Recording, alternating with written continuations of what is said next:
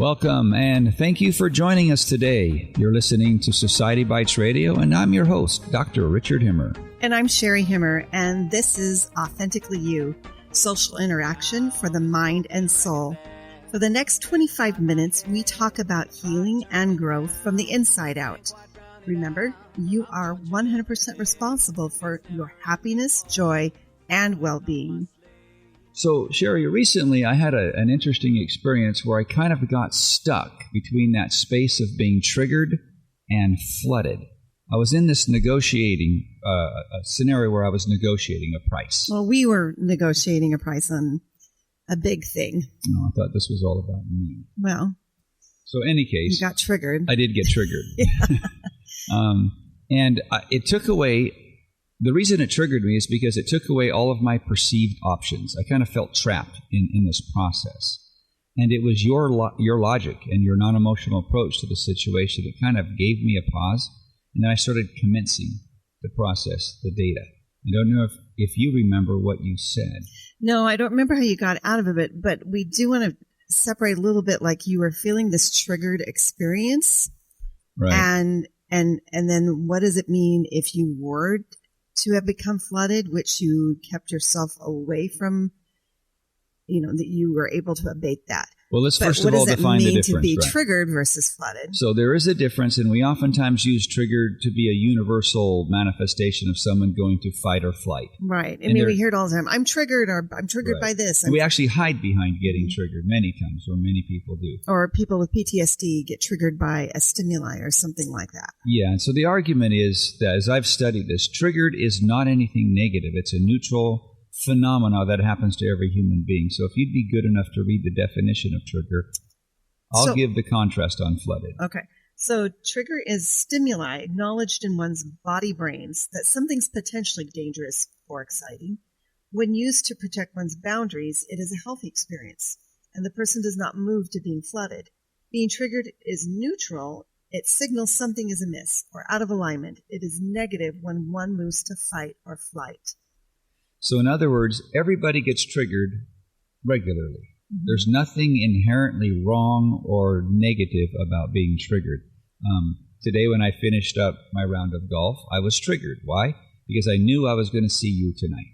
That was an exciting thing. Positive trigger. Right. It was response to stimuli or anticipatory stimuli. I was anticipating it, and then it was a dopamine anticipatory issue because it was fun for me. I was excited to do that.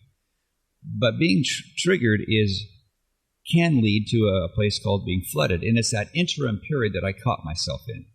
Very uncomfortable. I could feel like I was almost moving to a position of being flooded. What would it have looked like had you flooded on this negotiation piece by definition? I would have gone into what we call a cognitive distortion or a cognitive dissonance. I would have started saying things, doing things, shutting down, making absolutes. We're not doing this anymore. We're not going to even buy that product. I would have just shut down, right? Mm-hmm. That's being a flood. So let me read that definition. Flooded is an opiate-induced state of fight, flight, freeze, or faint. It is that state where you collect negative energy and displace your healthy energy. It is a loss of agency and associated with addiction. Flooded follows triggered if you don't harness it. What happened in that moment was I was getting frustrated.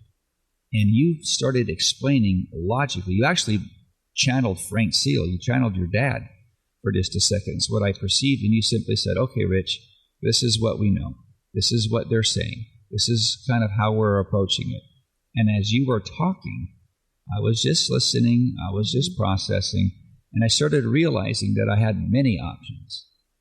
So that where you would have gone flooded is if you would have taken that stimuli, like something isn't as I expected it, and had taken it to a cognitive dissonant place. Right. If I remember right, in some of my conversation with you, I was really breaking down some of the math because we were talking about a multi-layer pricing on a big ticket item. Right. And I was trying to show in comparison that there was a ratio so that you could see it really was more even, Stephen, because you felt like something was off. My perception of the data was distorted. Right. Because we didn't have all the data, and you had new information that you shared with me. Well, it was just processing a little bit of math, actually, but yeah. So there's a quote here that I'm very fond of by a gentleman whose name is Epictetus. He lived in the 1st and 2nd century. What really frightens and dismays us is not external events themselves, but the way in which we think about them. It is not things that disturb us, but our interpretation of their significance. I was interpreting that person's phrase in such a way that I distorted it, the significance of it. I shut down more thinking and problem solving. I didn't go into any kind of understanding. I went to an immediate assumption of the way things should have been. So my expectations became nothing but frustration to me. Right. So let me finish a little bit of this one, because I've kind of written out some thoughts that I have for a lot of my clients. Epictetus, along with a host of other great thinkers, noticed how man can think himself into a quandary with very limited information coupled with a strong bias toward a perceived situation. In all of my years, I've always been able to negotiate for this type of an item. I've never not. In terms of dickering and making an offer, and so that was historically how the purchasing went. Even if it wasn't so much a dicker on price, it was a negotiated exchange of certain aspects. Mm-hmm. That, okay. Give and take. Yeah. But there was none. I was completely shut down. We don't do that, was the statement that kind of put me out of my comfort zone. These are non-negotiable. Right. Shakespeare also said there's nothing either good or bad, but thinking makes it so. So if you'll remember a little bit, I don't remember how many shows ago it was, where we kind of talked about the coddling of America, mm-hmm. or the American mind, and how people are moving into these false narratives. And these false narratives, where we're going, there are 3 things. Remember, they went to this alleged great Greek philosopher, mm-hmm. these truths that he said. One was, what doesn't kill you makes you weaker. We now determined, or we discovered, that was the myth of fragility, right. or being fragile. Number 2 was always trust your feelings. Well, the myth of emotional reasoning. And that's kind of where we're stuck right here. So that's where a thought, overthinking becomes a feeling that dictates a perception. Well, there's a loss of cognitive rationality, mm-hmm. because you move past that point and you were expecting something. So we talked about this a little bit before we started. Years ago, remember when we were doing the addiction recovery, we came up with expectation A and expectation B. Yeah. So we're getting really cerebral, talking about something that we defined back during the addiction recovery, facilitating as volunteers, that we found this troubles a lot of people. Like, this is a common trap, and we called them expectation A and expectation B. So getting away from the cerebral world, we're just going to say, okay, we got expectation A works off of a certain kind of history. Yes, it's your past. It's like a credit report. It's the way it's always been. Past behavior has always dictated this. So it's really a perception based upon some concrete experiences, which is called reality. Well, to a point only, because I'd argue that lots of times, even though we have repeated experiences, it's our interpretation of those experiences. We may have gone through the same set of experiences. So, for example, we went through 4 years of grad school, for argument's sake. Mm-hmm. But your take on that grad school, or your take on a specific class or a professor, even though we experienced it at the same time, will be dramatically different than mine, or potentially could be. So it's how you interpret the many times that you've had said experiences. True.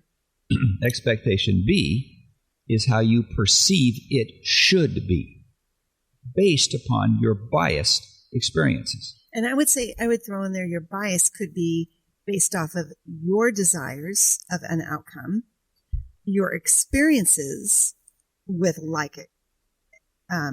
cases of experiences. So when your recent triggering was really an expectation A. Fully, yeah. Because history had told you that in this kind of negotiation, there's a little bit of give and take, and there's this you make an offer and they counter an offer. But it wasn't aid that got me into trouble. No, it was in the perception that it always has to be that way. And I did not come from a position of neutrality.